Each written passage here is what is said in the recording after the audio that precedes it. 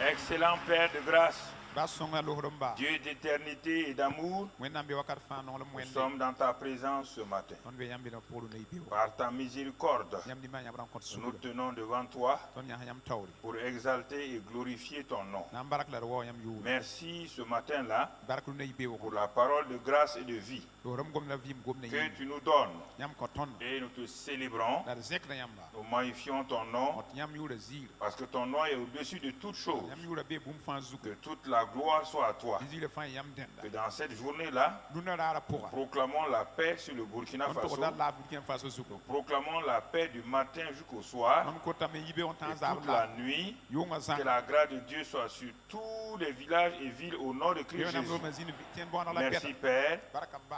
Au nom de Christ Jésus. Amen. Amen. Amen. Amen. Oh vous qui n'avez pas la paix, venez Jésus. Pur et profond épouse, venez Jésus, pardonne. Quand Jésus restaure un cœur, il déborde de bonheur et les fois ne l'atteignent plus. Jésus, Jésus, Jésus. Vous qui tombez à chaque pas, venez, Jésus délivre. C'est lui qui se détend ses bras et tout un jour le suivre. Quand Jésus restaure un cœur, il déborde de bonheur, car il ne chancelle plus. Jésus, Jésus, Jésus. Vous qui tremblez sous la terreur que la mort vous inspire, venez, votre libérateur a détruit son empire. Avec lui nous revivrons, avec lui nous régnerons, et la mort ne sera plus. Jésus, Jésus, Jésus. Quand Jésus restaure, quand Jésus restaure un cœur, il déborde et les voix ne l'atteignent plus. Jésus, Jésus, Jésus. Quand Jésus il déborde et les voix ne l'atteignent plus. Jésus, Jésus, Jésus. Dernière fois. Jésus, il déborde et les voix ne l'atteignent plus. Jésus, Jésus, Jésus.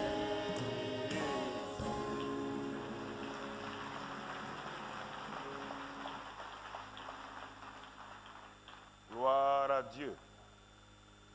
Gloire à Dieu. Merci Seigneur. Nous sommes au dernier dimanche de novembre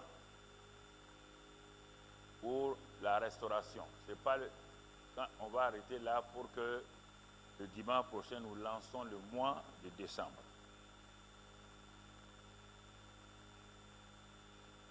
Nous avons avancé pas à pas dans cette année appelée l'année donc du combat spirituel Donc, victorieux par le Saint-Esprit, la parole, par la prière d'intercession, etc.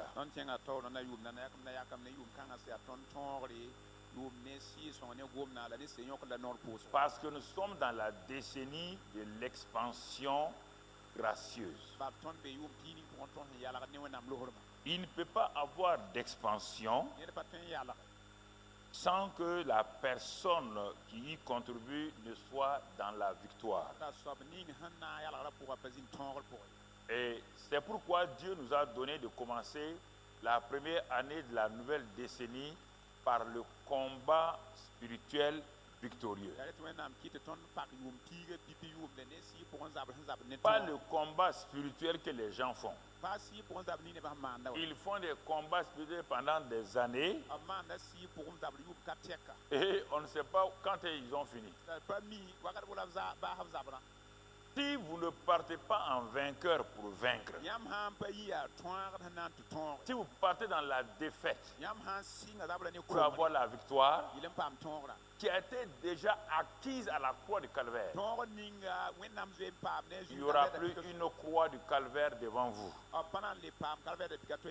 car tout est accompli.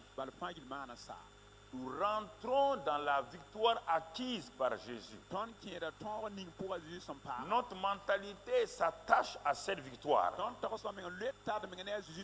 Et c'est pourquoi quand il nous arrive de tomber, nous ne restons pas couchés, car le juste tombe 10 fois. Mais lorsqu'il sait que tout est accompli, le juste se lève, il se dépoussière et il continue sa route. Le juste ne reste pas couché. Il a des combats, certains ringent. Le fait que vous avez perdu le 3e round du combat ne va pas vous empêcher d'avoir la victoire. Il se peut que le premier round, tu as été en tout cas maltraité par ton adversaire. Mais tu es monté Ali, celui qu'on appelle Sony, et donc Ali est, comment on appelle et son nom, ce grand boxeur là, Mohamed Ali. Il montait toujours en vainqueur. Quelle que soit la taille de l'adversaire, quand il monte, il démonte l'adversaire avant de commencer. Simplement, il connaît la puissance de la parole. Un homme qui n'est pas converti connaissait la puissance de la parole. Quand il monte, quand j'ai vu son premier combat avec ce grand boxeur qui avait été invaincu là,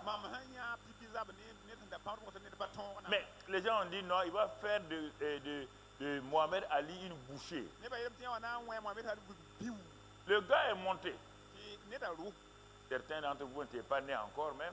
Quand le grand combat s'est passé à Kinshasa. La Coupe du Monde à Kinshasa. Les deux étaient face à face. Et le petit a commencé à danser tout seul. C'était sa méthode.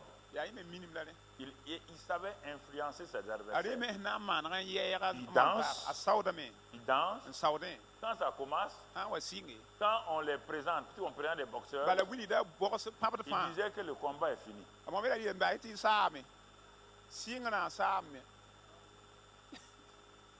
Et puis quand il monte, il regarde l'adversaire. Il dit regardez. Regardez, il se tourne vers la foule. Regardez. Un gars comme ça. Il ne sait même pas tenir sa garde. Regardez, il est patapouf. En ce temps, lui, il danse. Danse le masque. Il dit, dansez.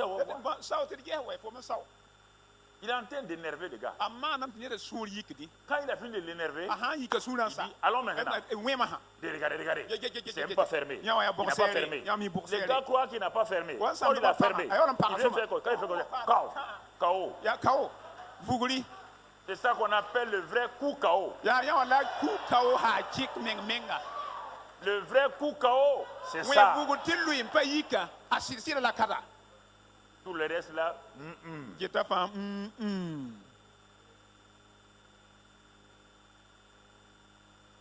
Et vous montez. Parce qu'un jour, quand il a fait un combat avec un Européen là, donc disons quelqu'un qui a une couleur, qui a une peau blanche, il a osé insulter Mohamed Ali de fils d'esclaves, esclaves. Ces jours-là, Mohamed Ali, avant de monter, il a dit ça à la radio. Qu'est-ce qu'un fils d'esclave peut faire pour lui? C'est comme un autre Ivoirien à qui un autre gars d'Amérique a dit, mais comment un gars qui ne mange même pas bien, un Africain peut combattre contre lui? Les paroles ont réveillé les lions. Et quand le lion se lève, quand il rugit, toute la brousse a des problèmes. Ce gars-là, Mohamed Ali l'a maltraité. Il est même mettre les gens KO. Mais lui, il n'a pas mis KO. Il a d'abord fragmenté. Quand il finissait, sa tête était comme ça. Tu as vu le fils d'esclave là? Frères et sœurs, dans la vie, je vais vous parler sérieusement ce matin pour ce dernier message du mois de la restauration. Si vous avez des oreilles, vous m'écoutez. Que ce soit ici, à la télévision, sur les réseaux sociaux. Parce que souvent, vous aimez laisser vos oreilles être flattées par des messages. Telle chose, de déclaration est bonne. Je ne vous demande pas de liker ou de ne pas liker. Ces mots-là, même moi, je n'aime pas liker. Je vous demande de vous asseoir et de m'écouter et d'examiner votre propre vie. Nous avons parlé pendant tout le mois de la restauration. Et nous avons fait même une soirée de la grande nuit de restauration. Et nous allons terminer donc ce matin. Et en parlant de la restauration du restaurateur, du grand restaurateur, il restaure ses enfants. Mais notre titre ce matin est la restauration d'un fils prodigue. Alors écoutez-moi. Le Seigneur veut parler à chacun d'entre nous sans exception aucune. Je voudrais d'abord attirer votre attention par ces paroles-là qui doivent être reçues dans votre cœur. Pendant la nuit, la grande nuit de la restauration, j'ai parlé de deux situations liées à un esprit. L'esprit d'inachèvement, l'esprit de stagnation. Mais ce matin, je vais enlever le mot esprit et je vais le remplacer. C'est des gens qui n'ont pas cet esprit, mais qui pourtant qui vivent une vie de non-achèvement et de stagnation.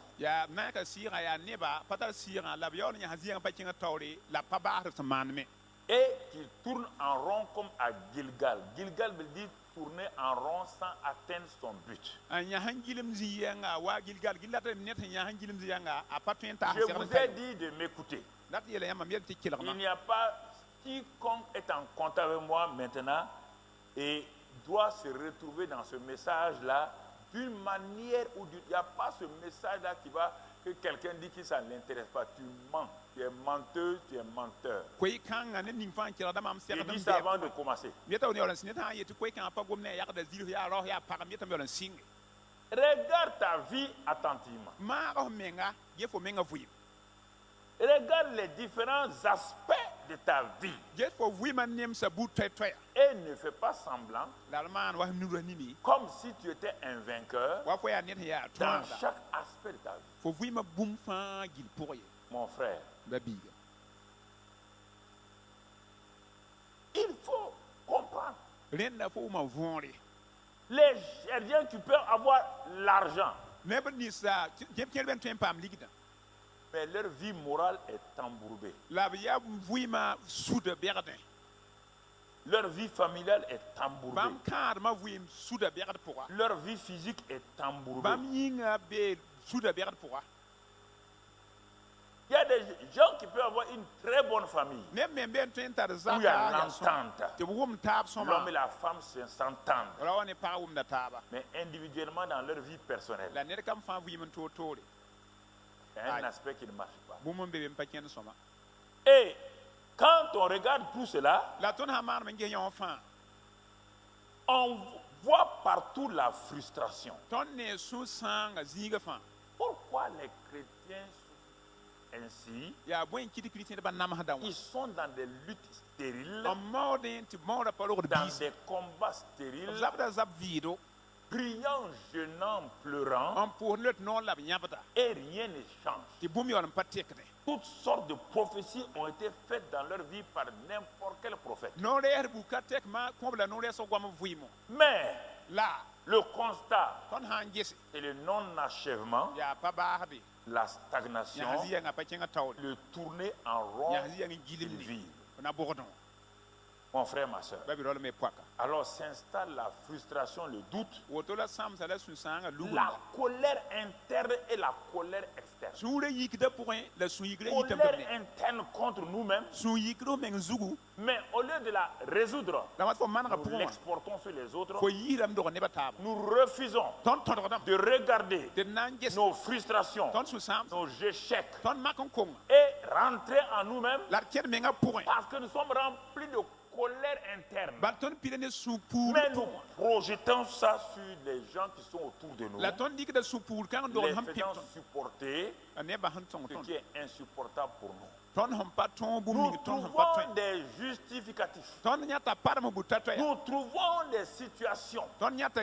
Nous voulons accuser. Nous amenons les gens au tribunal de notre jugement. On les condamne.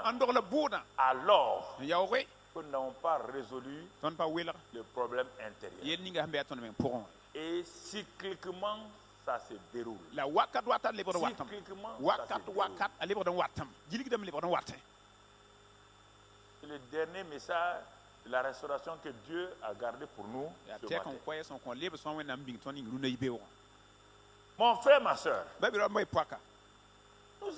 devons nous arrêter un temps soit peu et nous examiner à la lumière seulement de la parole, pas à la lumière de ce que quelqu'un dit, à la lumière de la parole de Dieu. Et quand nous nous sommes examinés, c'est un exercice spirituel auquel je me suis habitué dès ma conversion. Être honnête avec moi-même. Je suspends ça pour te donner un témoignage personnel. Quand je me suis converti, en quelques 1, 2, 3 mois, ma vie était bouleversée, changée. J'avais une joie et j'étais un gagneur d'âme. Je n'ai jamais manqué à une réunion d'église si ce n'est pas, si ça correspond au temps des examens. Hiver, été, printemps, j'étais à l'église.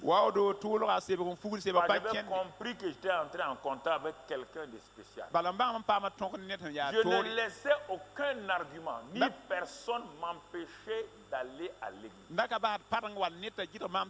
Personne. Et la plupart d'entre vous, les gens vous empêchent d'aller à l'église. Votre mari vous empêche. Vos femmes vous empêchent. Votre position vous empêche. Parce que vous êtes devenu directeur, regardez, et vous commencez à manquer aux réunions de votre église locale jusqu'au jour où brusquement vous trouverez face à face avec Dieu. Tu ne pourras pas accuser ton mari ou ta femme.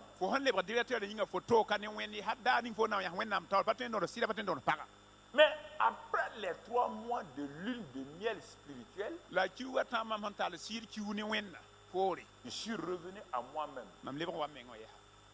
Et j'ai été confronté aux situations qui sont autour de moi. Je ne savais pas que je commençais que la vie chrétienne est une vie de combat spirituel, mais déjà victorieux. Je ne connaissais pas ça. Satan m'a laissé vivre ma lune de miel spirituelle de 3 mois. Comme il est rusé. Il sait que tout homme qui sort de ces 3 mois de combat et de lune de miel spirituelle, la joie, il va revenir et il va commencer à l'avoir. Il a commencé de tous les côtés. Des tentations, des épreuves, de tout genre. J'ai commencé à intensifier ma vie de prière et de jeûne. Vous ne connaissez pas le jeûne d'Esther. Ça, c'est des faux mots. Vous ne connaissez pas ça? Non, on jeûnait seulement. Je jeûnais. Je criais. Je jeûnais. Je criais. Et je me levais à minuit. Pour prier de minuit à 6 heures du matin. Prier chaque nuit. Tu m'entends? Et Dieu a eu compassion de moi. Un jour, j'étais dans ma chambre. Brusquement. Oui. Il y a plusieurs expériences que j'ai vécues que je ne veux pas tout le temps dire aux gens. Mais ça, c'était par rapport à ma vie. Mais la nuit qui a précédé ce que je vais vivre le lendemain là, j'étais découragé. Découragé. Rempli du Saint-Esprit. Parlant en langue. Prophétisant même dans les services de l'église. Et j'ai des visions. La parole le connaissant, toutes ces choses-là se manifestaient. Mais qu'est-ce qui m'est arrivé? Pourquoi j'ai perdu la joie de mon salut? J'ai cherché à avoir cette joie-là par des activités, ça ne venait pas. Et cette nuit-là, après avoir gémi, versé des larmes, j'ai posé des questions à Dieu. Comme Dieu, quand le malheureux crie, l'Éternel l'entend, il est venu à mon secours. Comment? Je me suis couché, j'ai dormi. Et je me suis levé à minuit. Encore. Pour prier. J'ai prié. J'ai prié. J'ai prié.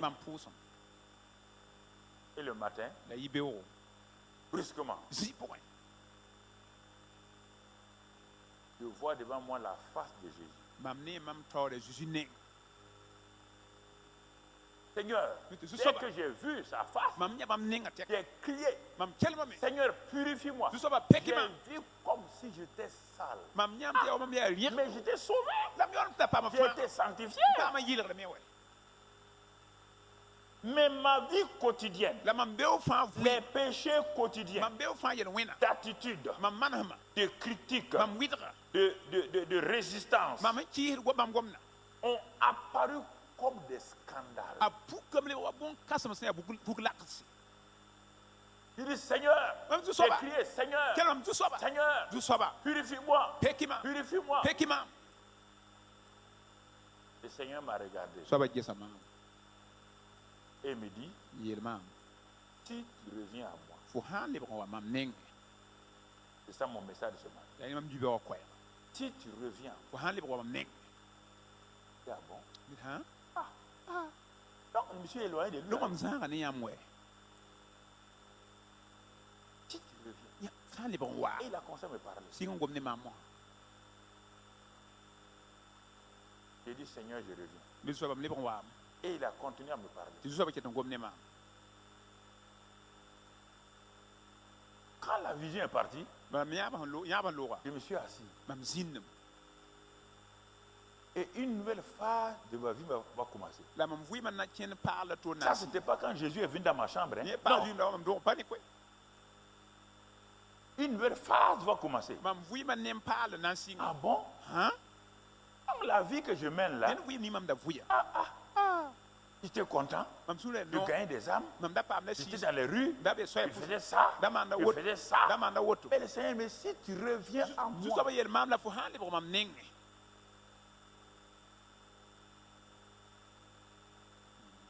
c'était le retour du fils prodigue. Je ne connaissais pas l'histoire du fils prodigue. Si tu reviens à moi, et j'ai commencé une repentance. Une repentance. Une repentance. Je reviens à toi. Je reviens à toi. Et c'est en ce moment, il y a eu comme un déclic dans ma vie. Et cela m'a... Et la deuxième fois que le Seigneur va me donner une leçon, j'étais parti, ça je suis revenu au Burkina. Et même pas un mois. Je suis arrivé en début août 75, c'est ça. Et en septembre, donc ça veut dire un mois plus tard, j'étais déjà nommé directeur des services et je retournais avec une délégation des hommes opérateurs économiques de haute volta à Marseille. Et là, comme je ne comprenais pas l'intégrité totale, donc l'argent qu'on m'avait donné, je gérais mal. Je n'ai pas détourné de l'argent directement dans ma poche, mais je l'ai détourné indirectement. Parce que le comptable m'a dit, Monsieur Karambri, ça c'est les frais généraux. Ça, ce sont vos frais de mission personnelle. Les frais de mission personnelle là, c'est pour l'hôtel, votre repas, tout est là-bas. Les frais généraux, comme vous représentez la haute volta à cette grande foire internationale de Marseille, alors vous avez amené des hommes d'affaires qui vont exposer les produits de haute volta. Maintenant, si vous voulez faire des affaires, vous invitez ces hommes d'affaires-là à des repas, vous les faites manger, vous prenez une facture et vous devez justifier les frais généraux. Mais vos frais de mission-là, vous êtes libre de faire ce que vous voulez de ça, ça vous regarde. C'est avec ça que je suis parti à Marseille. Deuxième fois où Dieu va venir encore. Comme j'étais un jeune converti, et bon, converti, pas jeune à moi, mais maintenant ça fait presque 2 ans que je suis converti, 3 ans. Je suis parti. Et comme j'étais étudiant en août, j'étais étudiant en France. En septembre, je reviens comme directeur de service. Tous les étudiants et étudiantes là, Karambiri est venu, le directeur, mon ami. Mes épaules se sont haussées. Venez. Repas. Mangez. Vous saurez qu'il y a un directeur ici. Allons-y au cinéma. Tu sais qu'il y a un directeur ici. Oui. Karambiri est venu. Le directeur est venu. Quand je me suis directé moi-même, j'arrive dans ma chambre d'hôtel à Marseille, donc vers 22h. Et j'ouvre un journal comptable et je commence à noter donc mes dépenses de la journée pour ne pas oublier. Même les reçus de taxi que j'ai pris là, je les ai placés. Les reçus de restaurant. J'ai fait 2 colonnes. La colonne des frais généraux, la colonne des frais de mission. Toutes les factures personnelles là, que j'ai fait manger mes camarades là, tout. Mais comme le comptable a dit, frère, si tu pourrais inviter les gens, mais il n'a pas dit d'inviter ses amis. Il a dit d'inviter qui? Les hommes d'affaires. Les amis, sont des hommes d'affaires. Et puis, ils sont des Burkinabés. J'ai pris, je me suis assis. Vous savez, dans les hôtels, il y a des tables là, des petites tables là. Je me suis assis à la table là. J'ai baissé là et je commençais à écrire dans la colonne des frais généraux là. Toutes les factures là. Brusquement, Dieu vient dans ma chambre. Tu m'entends? Il y a des expériences qui vont changer. Je n'ai même pas besoin de faire, je n'ai pas besoin de jeûner et prier. Parce que si tu t'amuses avec ça là, tu meurs, raide mort. J'étais assis. J'étais derrière moi. Il dit, que fais-tu? Je te vois.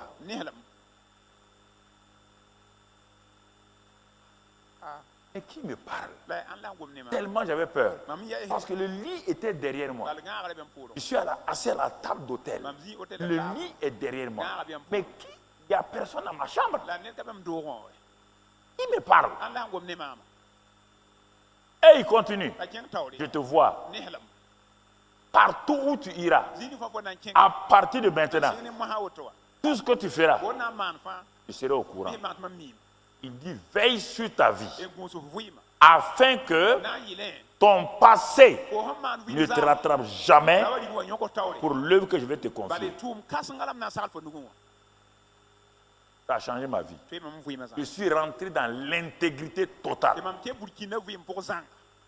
L'intégrité totale. 2 expériences. Reviens à moi. Fais attention à ta vie. Partout où tu iras, tout ce que tu dis, tu es au courant.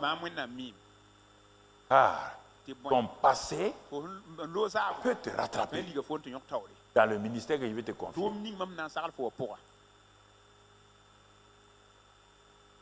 C'est pourquoi quand je suis venu, alors, il m'a fait nommer. Directeur général ici, tant ici, tant là, tant là. Quand je quittais, j'ai dit, comme il y a les TPR là, faites enquête. Si j'ai pris 1 franc d'un commerçant burkinabé, ils sont là. Allez-y leur demander, faites enquête. Si j'ai pris l'argent du gouvernement, arrêtez-moi, même sans TPR, mettez les menottes à mes mains et je vais aller. J'ai dit ça aux autorités. Parce que je vais aller librement. Donc mon passé là ne pouvait pas me rattraper. La restauration de la vie d'un fils prodigue. J'étais prodigue dans certains domaines. Pas tous les domaines. Et Dieu m'a averti. Il m'a ramené. Il m'a restauré dans ces domaines-là. Alors ce que je dis ce matin, vous qui êtes des directeurs de services, vous qui êtes des infirmiers et des infirmières, qui volez les comprimés dans les hôpitaux, dans les maternités là. Un chrétien voleur de comprimés. Une chrétienne voleuse d'alcool. C'est toi-même qui dois amener l'alcool dans ton service.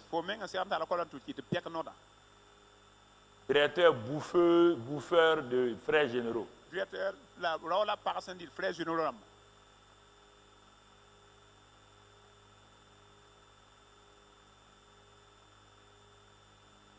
Chrétien bouffeur de dîmes et offrandes.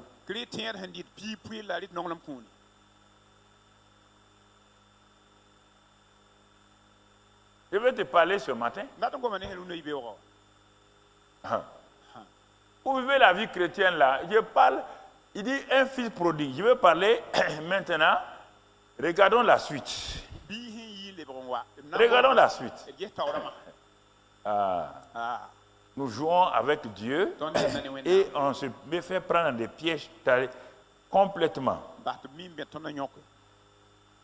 Ne cherchez jamais un bouc émissaire dans votre vie. Ne cherchez pas le bouc émissaire en votre père. Un bouc émissaire, ça veut dire quelqu'un que vous accusez d'être la source de vos problèmes.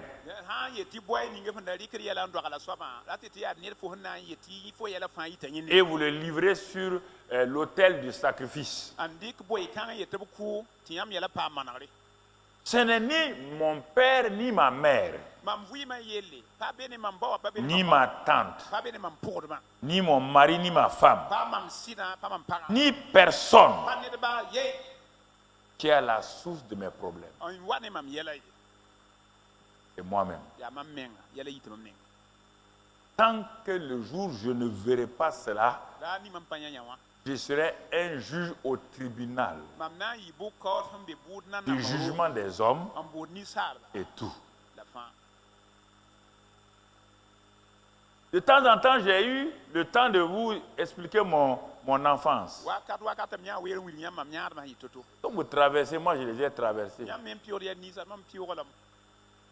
Pire que vous. Jamais.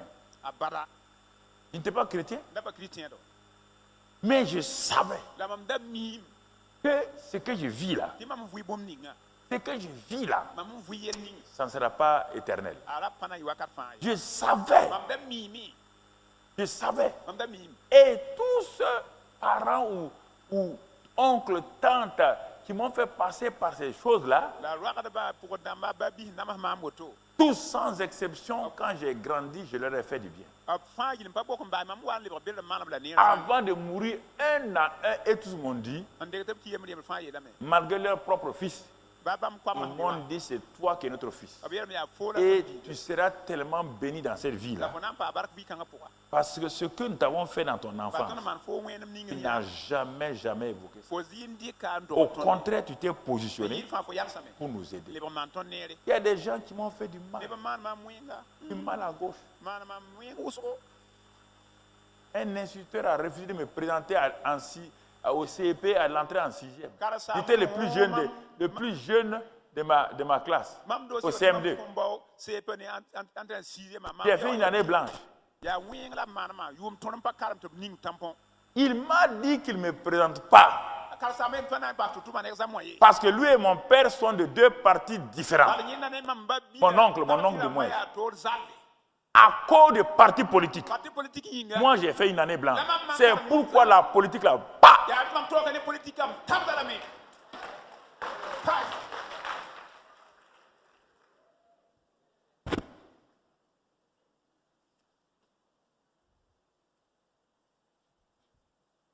Il ne m'a pas présenté. Hein.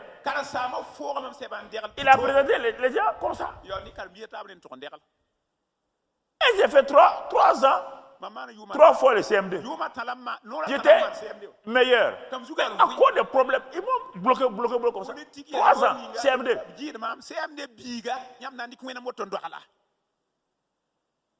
J'ai la moyenne, tout. On ne me présente pas.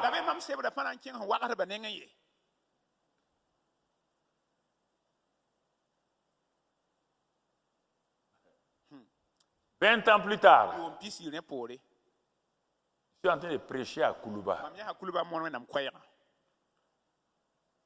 Un vendredi, je me suis levé pour prêcher. Je prêche. Au moment où je prêche, je regarde, il y a quelqu'un qui rentre. C'est le directeur là, qui a revenu me présenter là. Il rentre. Le diable me dit, le jour de vengeance est venu. J'ai dit au diable, écoute-moi, hein. Écoute-moi très bien. J'étais là-dessus, en train de... Je luttais, je prêchais aux gens, en même temps j'entends le diable qui dit, non, il faut... Il ne m'a pas reconnu. Moi, je l'ai reconnu. Sûrement, il m'a reconnu plus tard. Quand le temps est venu pour prier pour les gens, je suis allé. Tu comprends? C'est ça qui a fait que ma vie là, personne ne peut m'avoir. Je n'ai qu'à faire tous les complots. Tout, je passe à travers les complots. Je suis plus glissant qu'une anguille. Parce que je ne rembourse pas, je ne fais pas du mal aux gens. Ça ne m'intéresse pas. Ça ne m'intéresse pas. Je te fais du mal. Pour faire quoi? C'est toi qui dis, mais le pasteur est contre moi. Moi, je vais contre quoi? Pourquoi? Tu as quoi? On court la même femme, non? C'est ma femme. Tu as ta femme. Elle circule là-bas. Je suis contre toi. Contre toi. Est-ce que je vais être député? Est-ce qu'il veut être président? Je suis contre toi en quoi? Tu es contre toi-même.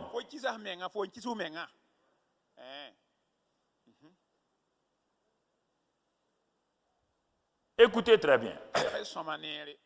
La vie chrétienne, c'est pas ce que vous dites, les activités là. Hein? Okay. Ah non, non, non. La restauration divine. Et on va prendre un texte simplement. C'est sur ce texte-là qu'on va rester dans Luc 15. Dans Luc 15. Soyez courageux. On va examiner ce que Dieu nous a donné dans Luc 15. Et qu'est-ce qu'il dit? Jésus dit encore, c'est Jésus qui parle. Un homme avait 2 fils. 2 fils. Dieu parle à des fils. Ça peut être un fils naturel, biologique. Ça peut être un fils spirituel. On n'a pas dit qu'un homme avait 2 enfants. Enfant et fils, c'est différent. Jésus était un enfant. Quand il entre dans le Jourdain, Dieu l'appelle mon fils. Un fils, c'est une personne, un enfant qui a grandi, qui est entré dans une maturité.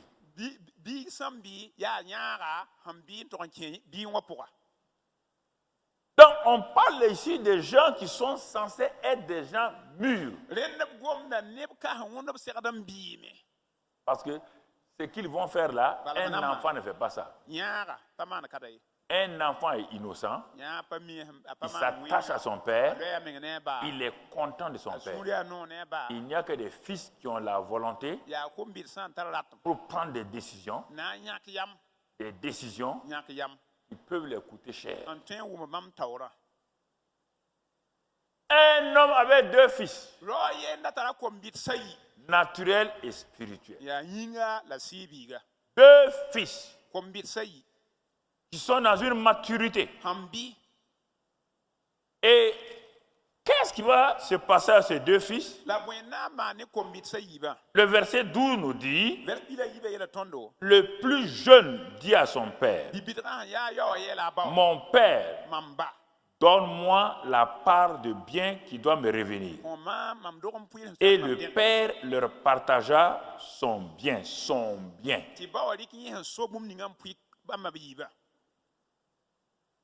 le plan naturel, son bien, ce sont les biens physiques qu'il a, les biens matériels qu'il a, l'argent qu'il a, l'or qu'il a, les terrains qu'il a, les maisons qu'il a. Mais aussi sur le plan spirituel, il leur a donné la vie abondante, la sécurité, la protection et tout ça. Mais le plus jeune dit à son père, ce n'est pas le père qui a appelé le fils. C'est le fils qui est allé vers le père. Après avoir sûrement raisonné. On ne parle pas dire à son père ces paroles-là comme des automatiques. Il a réfléchi, il a raisonné et c'est pourquoi il s'est mis en mouvement.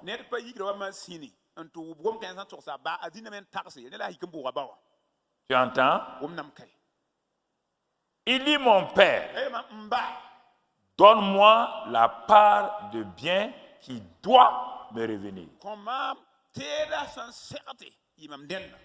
Qui doit me revenir.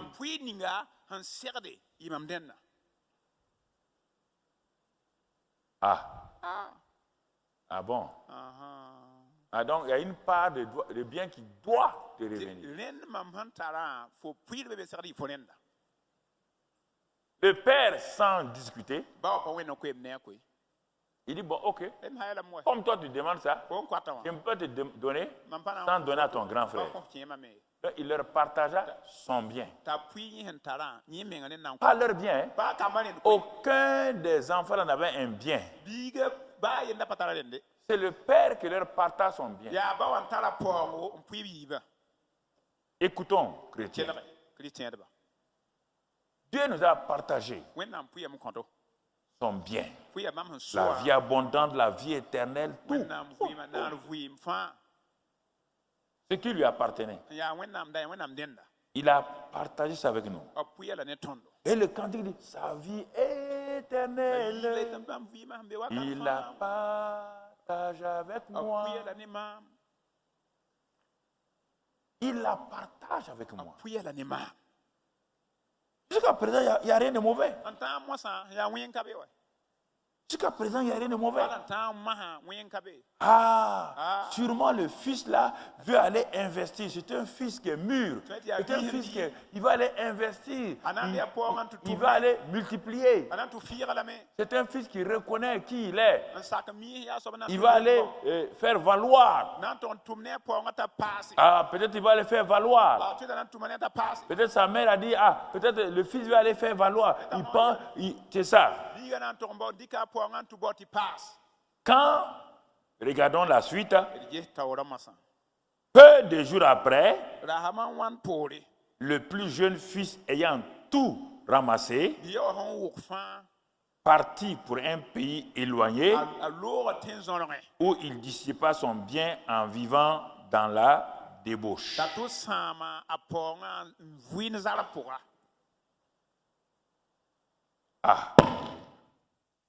Mon frère, ma soeur. Quand on parle de débauche ici, les gens voient tout le temps les problèmes sexuels. Non. C'est toutes sortes de vies qui sont en dehors de la vie de sanctification, donc avec Dieu. C'est l'indépendance. L'indépendance. Ce fils-là, il veut être indépendant par rapport à son père. Comme la jeunesse d'aujourd'hui, même la jeunesse chrétienne qui est devant moi, pense, sûrement dans son temps, il y a des choses que la jeunesse a apprises. Et chaque génération est comme ça.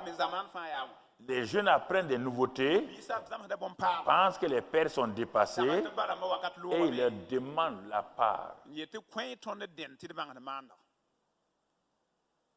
C'est le problème de la nouvelle génération et même des anciens. On va voir, est-ce que le fils aîné fera mieux que ça?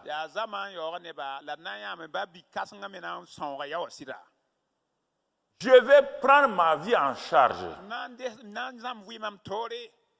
Oh, moi-même, je vais me débrouiller, je vais faire ma vie. Quand tu entends un fils, un fils, qu'il soit naturel ou spirituel, il dit qu'il va prendre sa vie en charge. Sache qu'il vient de prendre un chemin simplement du non-achèvement, un chemin de stagnation, un chemin, il va tourner en rond. Attends simplement et regarde. Le père n'a rien dit. Il est dans sa majorité. Il a demandé, en quelque sorte, l'héritage avant le temps. Il a tué son père.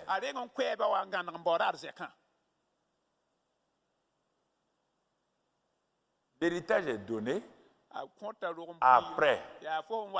Puis il décide de mettre une croix sur son père. De prendre la part. C'est ce qu'on appelle l'héritage là. L'héritage spirituel. L'héritage naturel. De prendre ça, aller faire sa vie. Mais on n'a pas dit que le père a béni l'enfant. Vous avez entendu ça?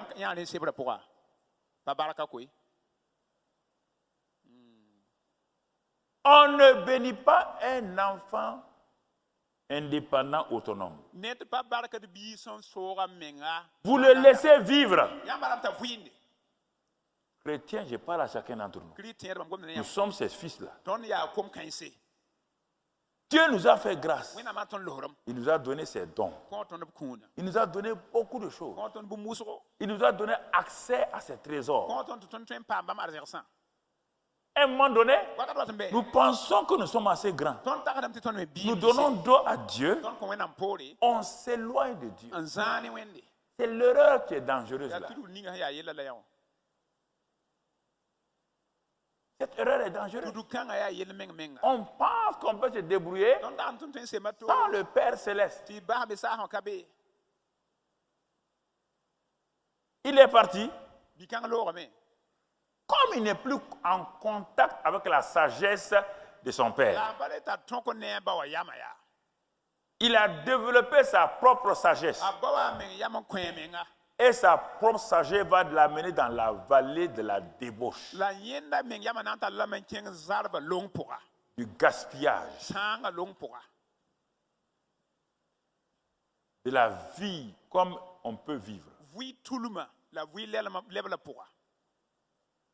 Au début, il y avait tant de joie, de plaisir dans cette vie. Quand nous pensons que nous pouvons tout faire maintenant, nous sommes assez grands. Nous ne consultons plus Dieu pour notre vie. Nous ne consultons pas Dieu pour nos projets. Nous ne consultons pas Dieu pour nos plans. Nous ne consultons plus Dieu pour ce que nous voulons faire.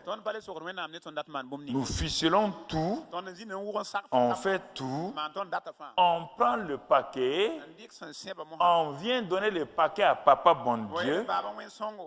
Voilà ce que j'ai fait. Voilà ce que j'ai programmé. Voilà ce que je veux faire. Papa bon Dieu, pose ton tampon sur mon plan, sur mon projet, sur mon œuvre. Mais un plan qui ne vient pas de la sagesse divine. La sagesse divine connaît la fin avant le commencement. Toi et moi, nous ne connaissons pas la fin.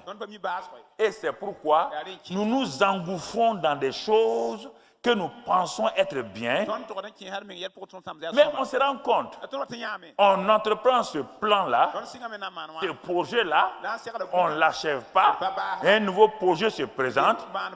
Si nous sommes commerçants, on dit il faut aller maintenant en Chine, on va en Chine, maintenant c'est Dubaï qui est à la mode. Au début c'était Lomé, tout le monde partait à Lomé, après c'était Lagos, maintenant on est allé plus loin, chacun, si c'est les femmes, j'ai pris une première fille, une deuxième fille, une troisième fille. Si c'est les garçons, si c'est les garçons, une première fille, deuxième fille, les filles, un premier garçon, deuxième garçon. Voilà. Donne-moi mon indépendance. Parce que si tu prends ton héritage, tu as pris ton indépendance. Tu n'as plus rien à faire à ton père. Tu n'as plus rien à faire avec lui. Tu as coupé les liens. Tu as coupé les liens. De temps en temps, tu viens pour le voir. Papa a fait ça. Papa a fait ça. Par compassion, tu es son enfant. Il va le faire. Mais il n'y a pas de joie là-dedans.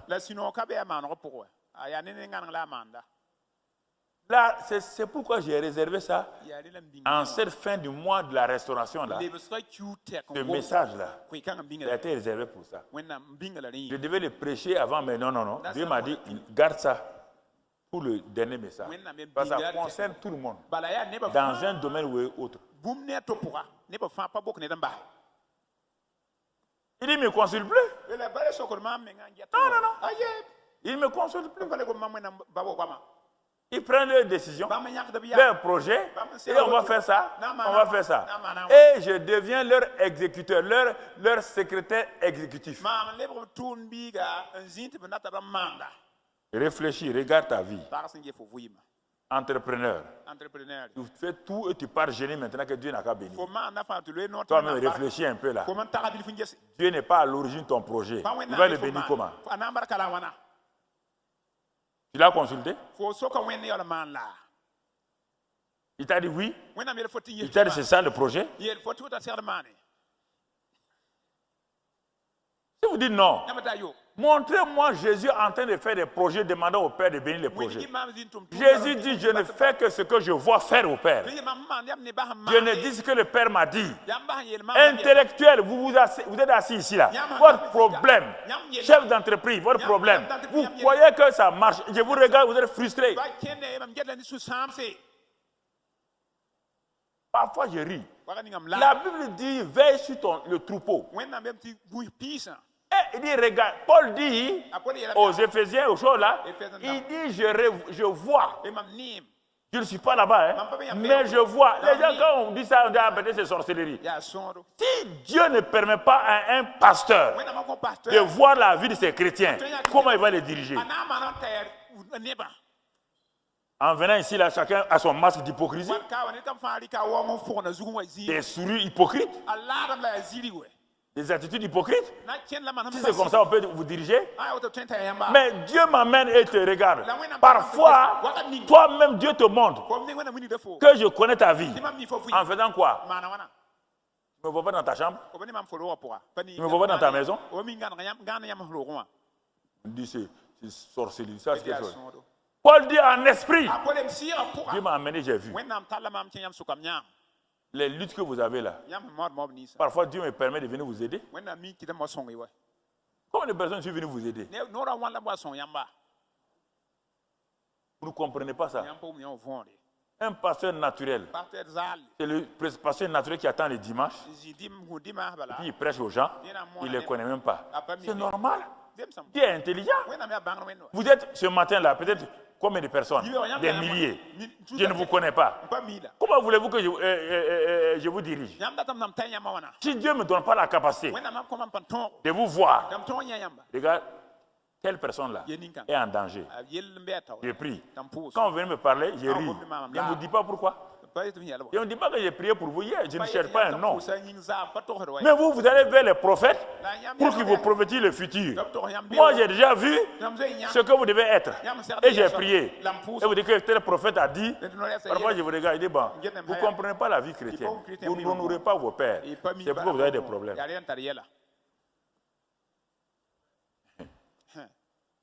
On dit veille sur le troupeau. On va veiller sur un troupeau qui est loin de toi comment? En esprit. Soyez intelligent là. Vous et moi, on ne se voit pas dans la semaine. Je vais veiller sur vous comment? En esprit.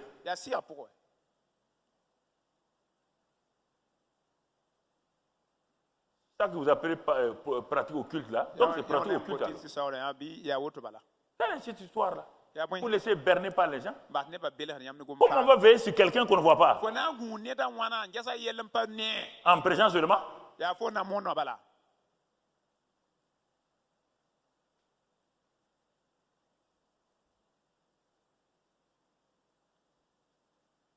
Quand certains viennent me voir dans mon bureau, je fais exprès pour lever un petit voile de ce que j'ai vu là pour qu'ils comprennent. Papa, j'ai tel problème, mais... Bon, il y a 3 mois là, il y a quelque chose qui s'est passé là. Je suis en train de te parler, c'est que tu as vécu. D'où ton problème vient. Et je ferme vite la parenthèse pour que tu comprennes qu'il ne faut pas t'amuser avec moi. Il y a le Saint-Esprit. Et Élisée, quand il a vu, il était couché dans sa chambre, on dit c'est faux. Et dans toute la Bible, c'est elle là-dedans. Comment Élisée veillait sur le peuple? Quand son serviteur est parti derrière Naaman, Élisée n'était pas sorti. Élisée était dans sa chambre. Quand il a couru aller chercher l'or et l'argent, l'or et l'argent, il est revenu. Il est parti cacher ça dans sa chambre. Et puis il est venu. Il vient se prendre devant le prophète. Le prophète dit d'où tu viens? Il dit non, prophète, j'étais à gauche, à droite là-haut. Le prophète dit c'est l'heure de prendre l'argent. Quand tu courais derrière le char de Naaman, ne t'ai-je pas vu? Comme je ne fais plus comme à Koulouba, là, c'est pourquoi beaucoup de... À Koulouba, j'ai dit aux gens, faites attention. Dieu m'a montré 2 filles. Quand elles viennent là, elles parlent commettre des bêtises avant de venir. Je les ai avertis. Pour garder l'anonymat, je les ai avertis. Elles n'ont pas cru. Ce vendredi soir là, elles sont allées faire des bêtises encore. Aller se laver tout tard. La carte est parfumée, c'est pas parfum qui faut. Elles étaient assises là au fond, dans la cour là. Ce jour-là, quand je parlais, il m'a dit, bon, hey, bon, comme vous ne voulez pas croire là, levez-vous. Où étiez-vous? J'ai tout dit. Maintenant, la honte était là. Je suis maintenant un fils, je ne veux pas vous honner les gens, mais je ne t'avertis pas des paraboles. Je ne t'avertis pas des paraboles. Que tu comprennes. On n'est pas dans le naturel. On n'est pas avec un professeur de philosophie ici.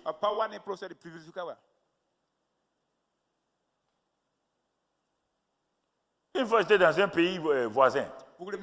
Je prêchais pour un de mes amis qui est maintenant décédé, il est au ciel. Il avait une grande église dans ce pays-là. Je prêchais, chaque année je partais prêcher pour lui. Je prêchais un jour, brusquement je m'arrête. Je dis dans tel hôtel là, il y a une femme qui est venue d'un autre pays voisin et qui a amené des pains bizarres.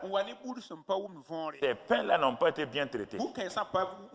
Elle a mis des produits, bon, je n'ai pas dit le mot cancer, des produits et choses dangereux. J'ai dit tel hôtel là. Les renseignements généraux étaient dans la salle.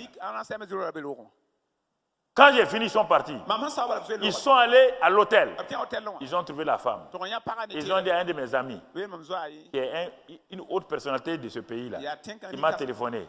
Il dit que les renseignements généraux ont dit de venir régulièrement dans le pays. Comme ça, je vais révéler tout et ils vont aller cueillir tranquillement les gens. C'est comme ça que j'ai toujours opéré avant. Maintenant, mais je diminue, je parle. Quand je partais au Mali, un jour je suis parti. Le pasteur est là, il est vivant. Parce qu'en ce temps-là, je révèle seulement. Il n'y a pas de cadeau. Hein? Le matin là, j'ai révélé, toi, tel péché, toi, tant. Réunion du soir. On est venu le soir. Je rentre, j'ai dit pasteur. Mais toutes les rangées de devant étaient vides. Et les chrétiens étaient au dehors. Il dit, mais l'heure de la réunion n'est pas arrivée, non? L'heure de la réunion n'est pas arrivée. Le pasteur m'a dit, tu ne sais pas. Il me dit, Angela, quoi, tu ne sais pas. Le matin, tu as révélé leur péché. Ils ont dit, qui est fou pour prouver s'asseoir? Ils sont allés s'asseoir au fond là-bas. Je leur ai dit, même derrière le mur là, quand Saül est parti se cacher là, dans les bagages là, Samuel ne l'a pas trouvé. Samuel ne l'a pas trouvé. Samuel l'a trouvé. L'indépendance vis-à-vis de Dieu n'est pas une bonne chose. Vouloir être autonome et croire que Dieu est votre secrétaire exécutif. Vous ficelez vos projets et vous venez lui donner de poser sa signature. Dieu n'est pas un directeur général. C'est les directeurs généraux qui font ça. On leur prépare des dossiers, on amène ici. Dieu est initiateur. Il est initiateur.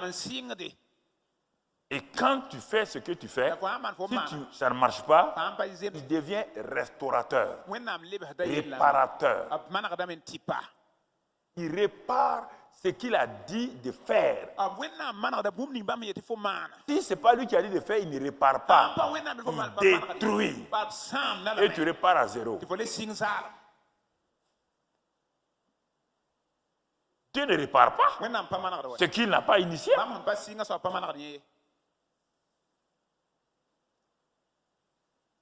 Tu vois? Il est parti. Il dissipa son bien, il dissipa. Combien de chrétiens prennent les biens de Dieu spirituels et tout, à les dissiper? Comme nos camarades au lycée, les premiers riches du Burkina là, premiers commerçants là, ils ont laissé leurs biens à leurs enfants. Ils ont tout dissipé, même pas en 5 ans. Quand on a fini nos études, on est venu les trouver à Ouaga. Certains étaient à pied. J'avais pitié d'eux. Un jour, j'étais sur la route de la prison là, pour venir à l'église au début. Je vois un de mes camarades du lycée, très bien, ses parents étaient très bien. Il est à pied en train de... Je suis arrêté, j'ai baissé. Il a appelé par son prénom. Ah, il dit c'est Karambiri, il dit où? Il dit mais qu'est-ce qui t'est arrivé? Ta voiture est en panne, non? Il dit non. Mais regarde, avec des larmes aussi. Il n'a plus rien. Il dit rentre. Il a amené. Il a donné l'argent. Il faut partir. Toi, au lycée là, ton papa était connu dans la ville. Je ne vais pas dire leur nom. Tout le grand marché là, leurs boutiques sont tout autour du grand marché. Et ils marchent. Il a tout dissipé. Tout, ça c'est sur le plan naturel. Il a tout dissipé. Quel est l'aspect de ta vie que tu as dissipé avec Dieu? Mon frère, ma soeur, tu es là. Quel est l'aspect de ta vie que tu as dissipé? Il dissipa en vivant dans la débauche, en vivant dans la rébellion, en vivant dans les bagarres. Des gens dissipent le bien familial en vivant dans les bagarres. Ils dissipent leur vie professionnelle en vivant dans la malhonnêteté, dans des choses bizarres. Ils dissipent leur avenir en refusant de marcher dans l'honnêteté, dans l'intégrité. Vivant tout le temps dans le compromis. Jusqu'au jour où ils seront rejetés, repoussés, et se trouvent les mains vides. Les mains vides. Lorsqu'il eut tout dépensé, il eut tout dépensé. Tout. Tout dépensé. Tout. Une grande famine survint dans ce pays et il commença à se trouver dans les besoins. Les amis ont commencé à disparaître. Les faux parents ont commencé à disparaître. Enfant de Dieu, qu'as-tu dissipé dans ta vie? Quand tu t'es converti, regarde la joie du salut que tu avais.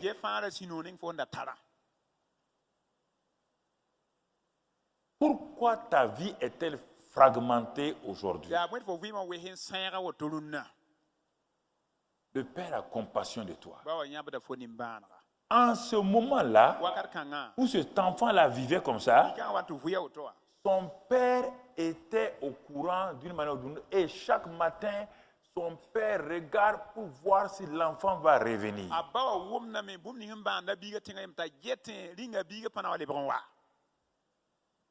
Le père regarde. Mon frère, ma soeur. Quand tu vas revenir, il t'attend, les bras ouverts, parce qu'il sait que tu ne peux pas accomplir ta vie. Tu ne peux pas dire que toi tu as pris ta vie en charge et tu l'as réussi. Moi je remercie Dieu de ce que je n'ai jamais pris ma vie en charge. Dieu a pris ma vie en charge.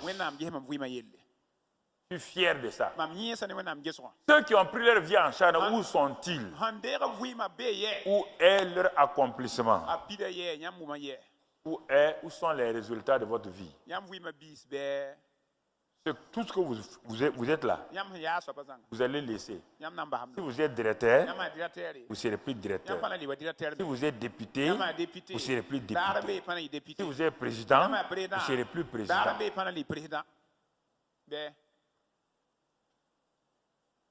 Vous avez pris votre vie en charge. Ok. Les gens vous suivent. Les gens vous mentent. Donc, il y a des jeunes commerçants comme ça. Oui. Tu vas où? Non, moi, je ne pars plus à Dubaï même. Tu vas où maintenant? Tu n'as pas appris, non? Je vais à Hong Kong. À Hong Kong, nous, on va maintenant. Hong Kong. Ah bon? Hey! Mon gars. On est ensemble, hein? On est ensemble. Jusqu'au jour où c'est plus ensemble. Tu ne connais pas l'homme. La Bible dit tu ne connais pas l'homme. Le cœur de l'homme est tortueux par-dessus tout. Le cœur de l'homme est dangereux. Il est avec toi aujourd'hui. Ils ont dit Jésus guérit, il guérit. Jésus restaure, il restaure. Jésus ressuscite, il ressuscite. Il ressuscite. Un jour, tous ces gens-là ont dit crucifie-le, crucifie-le, crucifie-le. Jésus regarde, il sourit, il connaît l'homme. Tu connais l'homme. L'homme est comme ça. Il est versatile. Ne vous laissez pas flatter, les gens vous suivent. Vous êtes un jeune Joe. Toutes les filles sont derrière vous. Tous les garçons sont derrière vous. La fille là, vraiment elle balance contre balance. Tu balances, tu contrebalances. Tu ne connais pas les jeunes garçons là.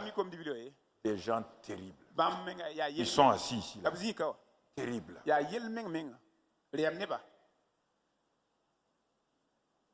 Pas sérieux.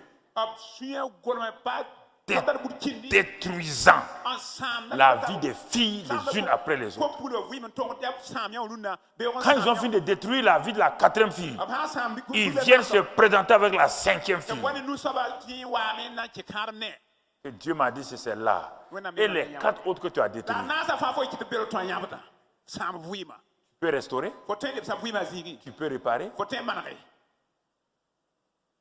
C'est terrible. Terrible. Terrible.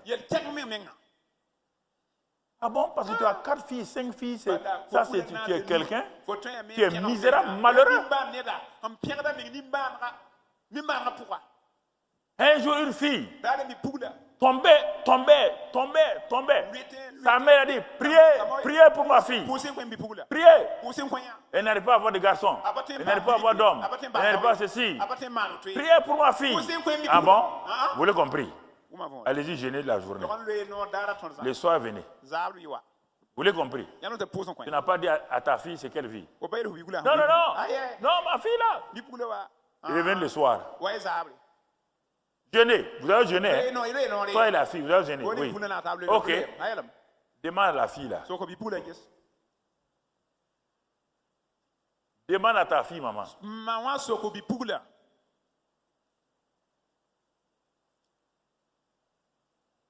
Il y a plus de 10 enfants qui sont au ciel. Sont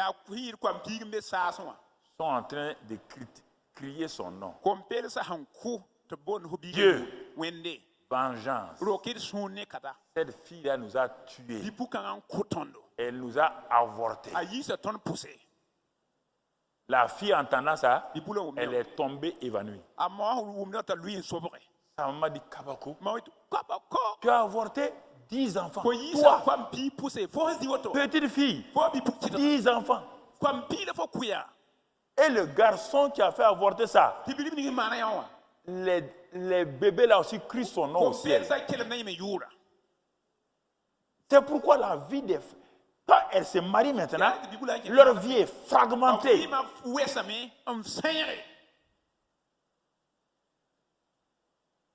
Fragmentée. Ah, le mari, on ne comprend pas. Dieu ne donne pas un enfant. Mais les enfants que Dieu avait programmés, elle les a tous tués. Elle les a tous tués. C'est une meurtrière. Elle a besoin de crier à Dieu pour que Dieu lui fasse grâce. Les 10 enfants qu'elle a tués là, il y avait un président parmi les enfants.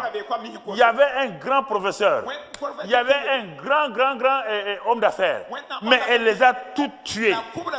Elle a enlevé du pays 10 personnalités qui auraient pu changer le pays. Tout le monde crie, on prie.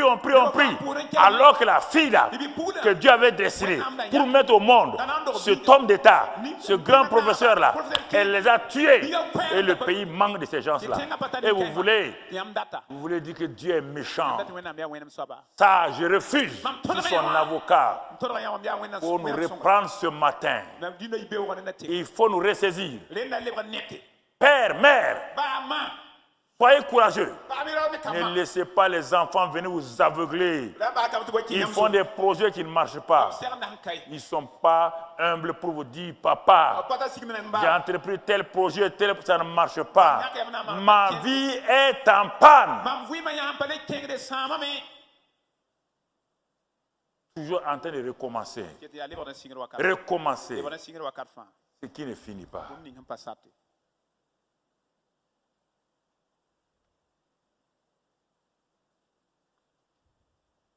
Le besoin est venu. Les tourments sont venus.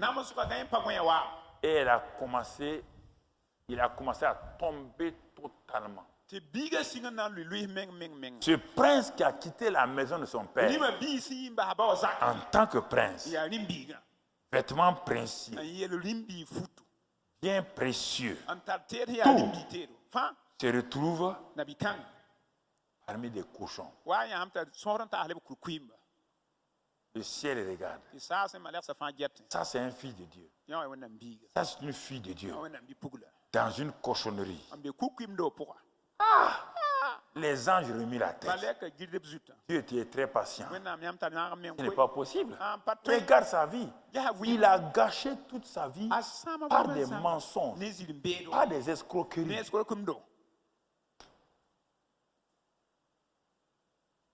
Toi, tu es là. Tu vis seulement d'escroquerie, de mensonges. Escroquerie, mensonges. Tu n'as pas pitié de toi-même. Tu n'as pas pitié de toi. Mensonges, escroquerie, compromis. Tu n'as pas pitié. Tu n'as pas pitié de toi-même. Toi, fille, n'importe quel garçon passe sur ton corps. Tu n'as pas pitié de toi-même, fille. Tu ne vas pas arrêter ça. N'importe quel homme. N'importe quel homme. Toi aussi. Aie pitié de toi. Ça, c'est quelle histoire? Ça, c'est quelle vie? Et tu viens te présenter ici. Alléluia, alléluia. Alléluia quoi? Regardez, frère. Regardez.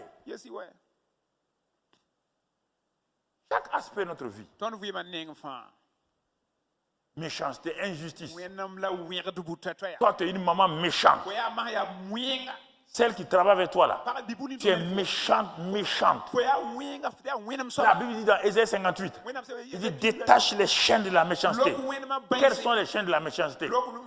Celle qui est avec toi que tu appelles servante là. Regarde où elle dort. Regarde la natte où elle dort. Regarde la nourriture qu'elle mange. Toi, tes enfants sont bénis. Tes enfants mangent. Et celle qui prépare la nourriture, si tu n'es pas une femme insensée, si cette fille là se révolte contre toi, elle va empoisonner ton mari, tes enfants, vous allez tous mourir. Sois intelligent, je parle à quelqu'un maintenant.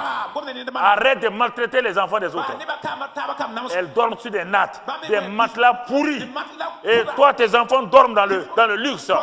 Et c'est cette fille-là qui nourrit tes enfants. Méchante. méchante. Et tu viens dire Alléluia. Oh, alléluia. Alléluia quoi? Alléluia. Ce matin, je parle la part de Dieu. Je te parle la part de Dieu sans peur. Hein? Orgueilleux. Tu ne viens pas à l'église. C'est les critiques seulement que tu dis. Ah, on aurait dit, toi tu es qui? Tu es qui? Tu es qui? Petit pasteur, petit directeur là. Et quitte là-bas. Quitte là-bas. Directeur général. Tu veux qu'on fasse quoi? Directeur général. C'est quoi ça? Il était directeur général aussi. Il faut quitter ça. Arrêtez là. Si tu meurs aujourd'hui, tu vas faire quoi? Tu vas voir Dieu?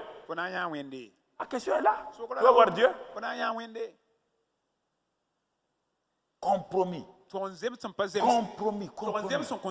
Dans tes affaires. Compromis. Pour avoir un marché. Compromis. Corruption. Déloyauté. Toi, tu achètes tout le monde. Tu achètes la conscience de tout le monde.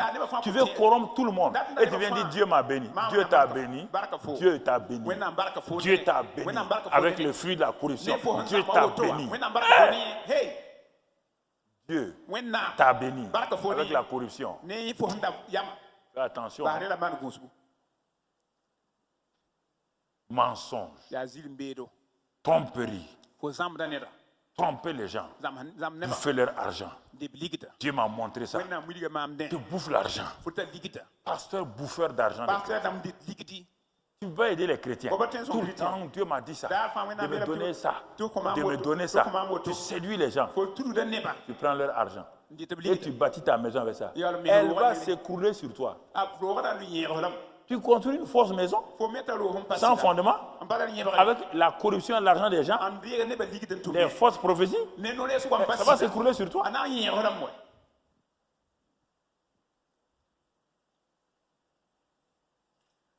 Alors, il est arrivé à son bout.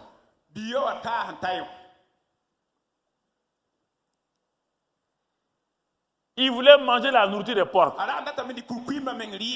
Même le monde a dit tu ne vaux plus rien.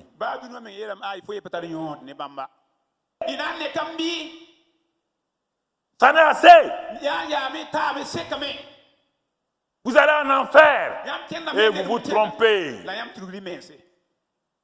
Que vous êtes au centre d'évangélisation. Le centre d'évangélisation a un paradis. Le centre d'évangélisation a une clé d'un paradis.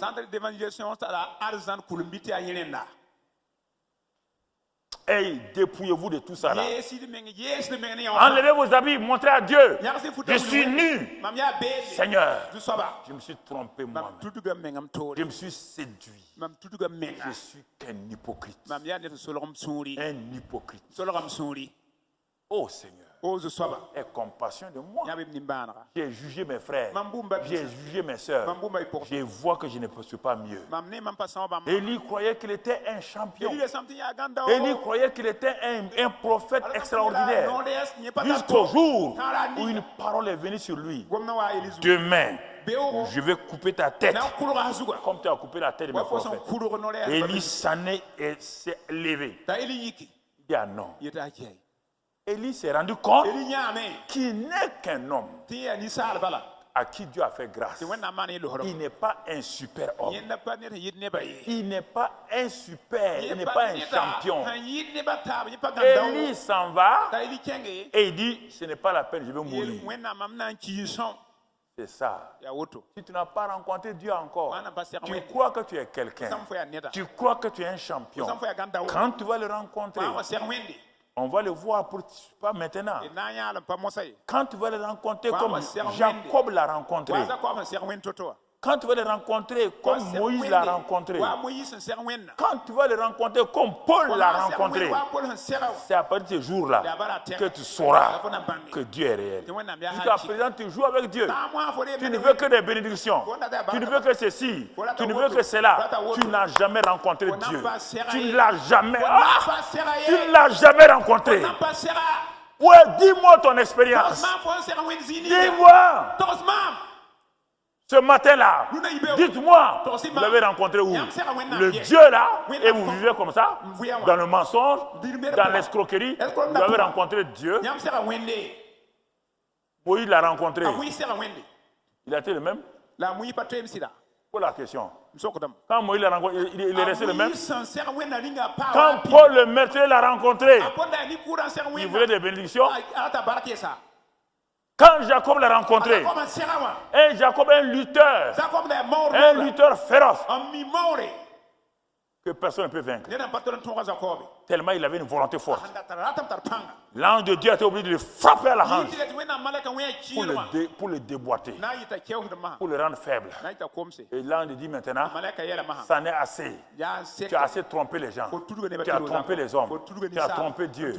Tu as trompé ton père. Tu as trompé ton grand frère. Tu as trompé ton oncle. Ça n'est assez.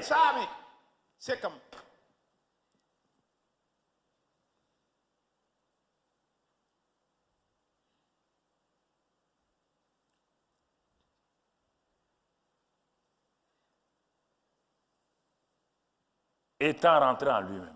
Je dois rentrer en moi-même. Je dois rentrer en moi-même. Je ne dois pas rentrer dans ma femme. Je ne dois pas rentrer dans mon mari. Ni mon père. Ni ma mère. Je dois rentrer en moi-même. Ni ma tante. Ni mon oncle. Ni mon pasteur. Non. Je dois rentrer en moi-même. Étant rentré en lui-même. Enfin, il a découvert que quelque chose ne va pas en lui. Enfin, il a découvert que tout ce même. Il dit comment un prince et chez mon père, même les mercenaires là sont bien traités. Comment moi, un prince, ici là, plus bas que les portes. Il dit ah non, non, ça n'est assez maintenant. Ça n'est assez. Ah, maintenant. Ah, tes yeux sont ouverts maintenant. Tu sais que ton père était un bon père. Quand tu prenais ton indépendance, quand tu prenais ton autonomie, tu jugeais ton père. Maintenant que tu es dans le besoin, tu sais que ton père a du pain en abondance. Alors, que vas-tu faire? Il prend une décision. Le retour du fils prodigue. Il prend une décision. Vous voyez bien? Il dit, je me lèverai. Ah non, je me lèverai. Ça, c'est fini. Hein? Ce matin, vas-tu te lever là où tu es là? C'est-à-dire, ta vie spirituelle dans laquelle tu es là. Ça te plaît, hein? De continuer à manger la nourriture des porcs, à vivre la vie des porcs, à vivre dans l'escroquerie, mensonge. Et tu dis que tu es diacre, tu es diaconesse, tu es ancien, tu es évangéliste. Et tu dis que tu es responsable dans un département. Et toi, tu es content. Tu te satisfais de ce que tu as. Mais il dit, je me lèverai. Il n'a pas perdu son identité de fils. Tu n'as pas perdu ça. Mais qu'est-ce que tu as perdu? Il dit, ils sont privés de la gloire. C'est cette beauté spirituelle que tu as perdue.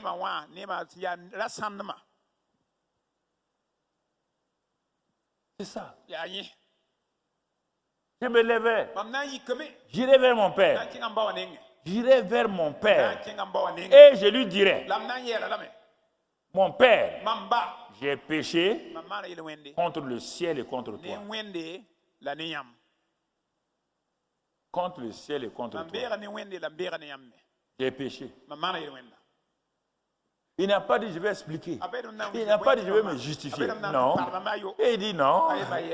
Mais justifier pourquoi? Donner raison. Il dit non. Je ne peux pas le dire à mon père, j'ai souffert. Hein? Non. Tu as souffert à cause de toi. C'est toi qui t'es fait souffrir. Ce n'est pas le père. On ne peut pas dire au père ce que tu as souffert. Le père est au courant que tu souffres. Il est au courant que tu souffres. Ça lui fait mal. Mais c'est ta décision. Le père voyait Adam et Ève qui allaient manger le fruit. Il leur a donné la volonté. Il a dit de ne pas manger. Le père ne fera rien. Dieu ne t'empêchera pas de faire ce que tu veux. Fais-le. Mais le jour viendra. C'est ça. Continue l'escroquerie. Jusqu'au jour où on va tirer sur toi. Tu vas comprendre ta douleur. Continue à changer de garçon. Pour le jour où Satan va te donner un de ses fils comme mari. Comme cette jeune fille-là qui ne voulait que des gens bien. Maman insensée. Toi, tu pousses ta fille dans les bras des gens qui ont l'argent. Satan va te présenter un démon habillé avec des costumes là. Au jour cette fille-là, je veux tel garçon. Le garçon est venu. Si tu veux un garçon, il va apparaître dans l'église. Satan va l'amener dans l'église. Et elle viendra pour toi. Il est venu se coller au pasteur. Et la fille a dit, c'est un bon garçon. Hein? C'est un bon garçon. Le pasteur dit, tu es sûr? Non, c'était un bon garçon. Il avait garé une voiture. Il s'est fait marier. Quand tu veux te marier, tu te maries. La nuit du mariage, dans le lit, elle se lève à 2 h du matin pour aller au frigo, pour aller aux toilettes. Elle va aux toilettes. Elle passe par le frigo pour boire un peu d'eau. Elle ouvre le frigo. Elle trouve quoi? Des têtes d'hommes, des bras d'hommes. Le mari s'était réveillé. Quand il a eu ça, il a eu peur. Le mari dit alors, tu ne voulais pas un homme bien, non? Il a eu, non? Et tu as vu aussi les crânes là. Tu vas devenir comme ça. C'est ça. Femme. Hein? Toi, tu veux une fille pour ton enfant. Toi, tu as jeûné, tu as prié. Tu ne demandes pas à Dieu. L'enfant est grand pour demander à Dieu. Tu veux mettre une fille entre les jambes de ton fils. Quand elle va se réveiller, quand tous les démons là vont se réveiller en elle, là, ce jour-là, tu vas venir pour qu'on prie, personne ne priera. Il faut arrêter. Il faut vous réveiller. Réveillons-nous. Dieu est prêt à nous restaurer. À condition que nous rentrons en nous-mêmes. À condition que nous prenions la décision de nous lever les bras ou les mains. Père, j'ai péché. Dans la présomption. Dans l'orgueil. J'ai péché. Mais voilà. Je me couche devant toi. Quand il a fait ça, il s'est levé. Le père l'attendait. Il croyait que le père allait le frapper. Non. Tu as trop souffert. Le père ne va pas te juger. Tu as trop souffert. Il ne va pas te juger. Le père l'a accueilli. Regardez, frère, la restauration. On arrive à la parfaite restauration. Il a tout gaspillé. Ça part de bien. Mais le père a toujours des biens. Il a toujours des biens. Même si tu perds ça, lui, il a la vie abondante, la vie éternelle. Il a des biens qui ne finissent jamais. C'est ta part là qui est finie. Le Père attend ce matin. Où que vous soyez, que vous soyez à la maison, que vous soyez n'importe où, le Père vous attend ce matin. Il vous attend ce matin. Ne laisse pas ton orgueil, comme on voit tout à l'heure. Il a été restauré. On a enlevé les vieux habits sales, ses propres habits, ses propres idées là. On a tout enlevé. On l'a revêtu de vêtements de justice. Et on dit, voici le trône. Le trône était toujours pour toi. Il n'a pas changé. On t'attendait seulement. Le trône est là. On l'a fait asseoir. La musique a commencé. La louange a commencé. C'est un prince. Un prince. On a tué le veau gras. Le père dit, mon fils était perdu. Perdu là, c'est pas il a perdu son... Pas pour aller en enfer. Hein. Il dit, beaucoup de gens disent, mon fils l'a perdu. Ma fille est perdue. Ça veut dire qu'il a perdu tout ce qui était digne. Et le Père restaure la dignité. Regardez comment il est bon. Est-ce qu'il y a un père comme ça sur la terre? Regardez comment il est bon. Mais si tu ne pars pas, pour terminer, il avait 2 fils. Le second fils ne savait pas qu'il avait besoin de restauration. Le second fils, c'est le fils auto-justifié. Il n'y a pas de problème. Je suis resté avec mon père. Je suis un travailleur. Je n'ai jamais fait tant. Je n'ai jamais vécu dans la débauche. Je suis parfait. Oh, c'est mon frère là qui est imparfait. Mais mon gars, quand il venait du travail, il a entendu la musique à la maison. Il a appelé en secret un serviteur. Mon jour de gloire est arrivé. Hein? C'est ça, non? Mon jour de gloire est arrivé. Papa a reconnu enfin que je suis un grand travailleur. Enfin, papa, il a reconnu que je suis un grand travailleur. C'est ça, non? Et donc, vous m'attendez, hein? Le serviteur a dit, non? C'est ton frère là qui est revenu. Il dit quoi? Le débauché là qui est revenu.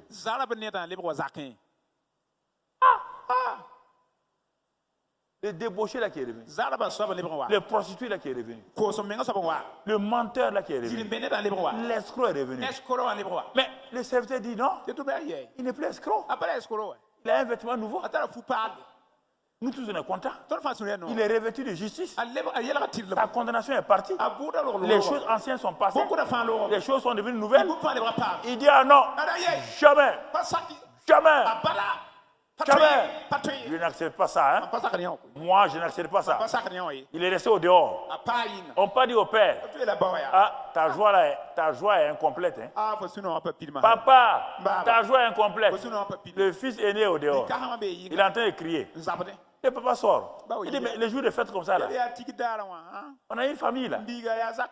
Ton petit frère est venu. Il dit, mon petit frère, ton fils, il accuse son père, il condamne son fils, son frère, ton fils qui a tout gâché. Le père dit, mais non. Quels sont les fils tu es? J'ai cru que tu aimais ton frère. J'ai cru que tu étais un fils humble. Mais tu es orgueilleux comme ça. Non, moi je n'aime pas ça.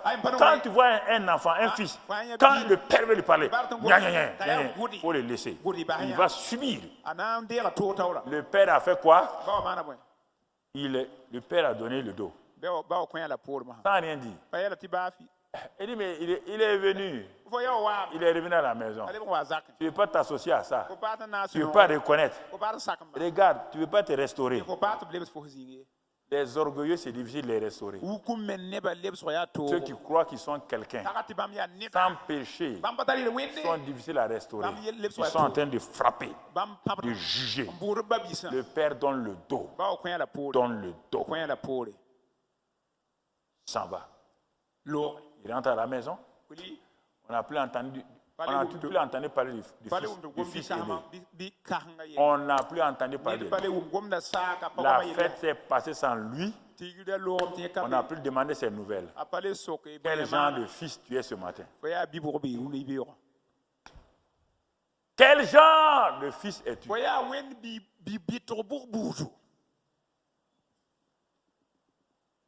Un a été restauré, l'autre n'a pas été restauré. Dans un lit, l'un sera pris, l'autre sera laissé.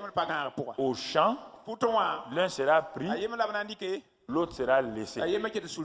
C'est un choix. C'est toi qui choisis. J'ai mis devant toi la mort et la vie. Choisis ce matin. Si tu veux, fais ce que tu veux. J'ai mis devant toi, Moïse a dit, j'ai mis devant vous la vie et la mort. Il dit, choisissez. Comme vous voulez. Vous choisissez. Chacun choisit ce matin. Mon ami choisit. Mon ami, tu choisis. Tel est mon message ce matin pour la restauration d'un fils prodigue, d'une fille prodigue. Tel est mon message ce matin. Je rentre en moi-même. Je me lève. J'irai vers mon père. Je dirai à mon père: oh, j'ai péché contre toi. J'ai péché contre toi. Ou j'ai péché, ou je fais comme le fils prodigue. Je juge mon père, je condamne mon frère, je juge mon frère, mon père, je condamne mon père. Alors là, ce matin, les deux vont sortir par ces portes-là. Père, j'appelle ton nom. Ces portes qui sont là, ceux qui sont au dehors, ceux qui regardent la télévision à Impact TV maintenant, et tous sans exception, les portes par lesquelles ils vont sortir ce matin, sur cette porte-là, c'est écrit mort ou vie. Choisissez ce matin. Les portes qui sont là, c'est écrit vie ou mort. Et vous qui êtes à Impact TV, dans le bureau là-bas, les portes d'Impact TV là, si vous sortez ce matin, soit vous pliez genoux devant Dieu, vous dites à Dieu, ça n'est assez, et vous sortirez par la porte. Mais si ce matin vous résistez, vous sortirez par la porte de la mort. Il n'y a pas de recours pour vous encore. Il n'y a pas de recours pour vous. Il n'y a pas de recours pour vous. Il n'y a pas de recours pour vous. Il n'y a pas de recours. Ce matin, le Seigneur nous parle. Le Seigneur nous interpelle. Le Seigneur nous parle. Il nous interpelle afin que nous prenions la décision ce matin de ne pas nous amuser avec Dieu. Dieu nous aime. Son amour est pour chacun d'entre nous. Mais ce matin, c'est une décision que je dois prendre. Une décision. Pour t'aider, je vais m'agenouiller avec toi. Pour t'aider à prendre cette décision. Moi aussi, j'ai pris cette décision-là. Mais si tu as mal au dos, ne t'agenouille pas. Reste assis simplement ou debout. Mais ce matin-là, prends la décision de ployer genoux devant le Seigneur et de reconnaître que tu es le fils prodigue, la fille prodigue, ou tu es le fils aîné ou la fille aînée. Ton attitude va déterminer ton futur. Ton attitude ce matin va déterminer ton futur. Ton attitude ce matin va déterminer ton futur. Ton futur est dans tes mains. Le Seigneur a mis ton futur dans tes propres mains. Choisis ce matin de partir, de grandir dans la décennie de l'expansion gracieuse. Décide de terminer l'année dans le combat spirituel victorieux par la restauration que le Père te donne ce matin. Et chacun reste dans le silence. Chacun pour soi, Dieu pour tous. Toute la terre fait silence devant Dieu.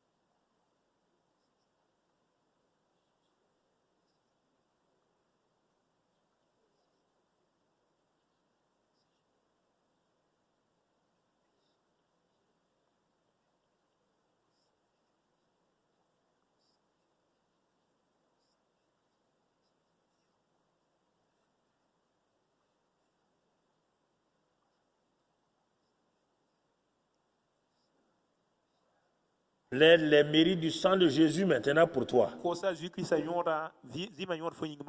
Dis, voici ma vie, Seigneur. Je la donne. Je ne sais que faire. Mais je suis dans une position inconfortable. Oh, papa. Ce matin, je me livre entièrement à toi. Je ne veux rien d'autre que ta restauration.